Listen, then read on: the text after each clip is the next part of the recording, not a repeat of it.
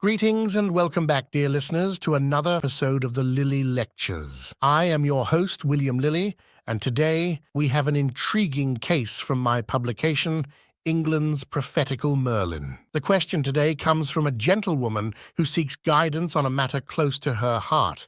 She desires to know if she should marry an old widower, a simple yet profound question. The chart was cast for the 24th of June, 1644, at 10:31 a.m. in London, England. The querent significator is Mercury. Jupiter represents the aged man and is the quesited in the question. I observed that Mercury had recently separated from a sextile with Jupiter, while the moon formed a square aspect.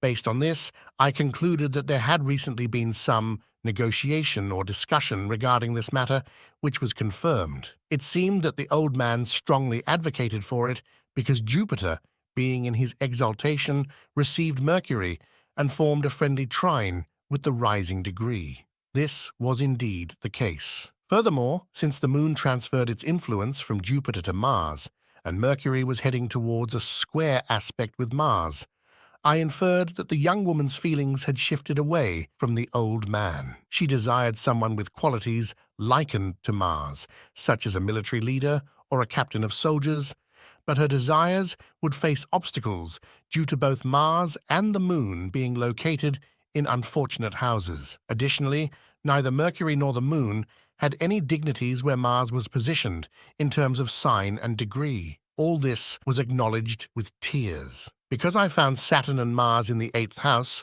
with Mars as the obstructing planet, I advised the young woman to inquire about a financial settlement from the old man to see how he would respond. In their next meeting, she did so, but it became evident that he could not provide any financial settlement due to an encumbrance on his land. This situation was accurately indicated by Saturn and Mars in the 8th house, particularly with Saturn in the 2nd house, signifying financial matters.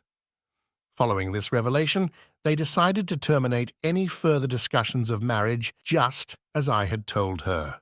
As for the physical descriptions, the querent was described as tall, with a straight body, a pleasant complexion, and brown hair. She had a round face, spoke well, exhibited modesty, and displayed good judgment. For the quesited, I judged that he was a man with a robust and full-bodied build, an oval face, a swarthy brown complexion, and dark, somber hair. He tended towards a taller stature and possessed a worldly and cautious disposition. This assessment was based on the placement of Jupiter in Taurus, symbolizing diligence and hard work, which was confirmed to be accurate.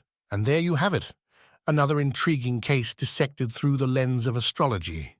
Stay tuned for more captivating episodes of the Lilly Lectures, where we explore the forces that shape our lives. Thank you for joining me on this journey today. Until next time, keep exploring the mysteries of the cosmos.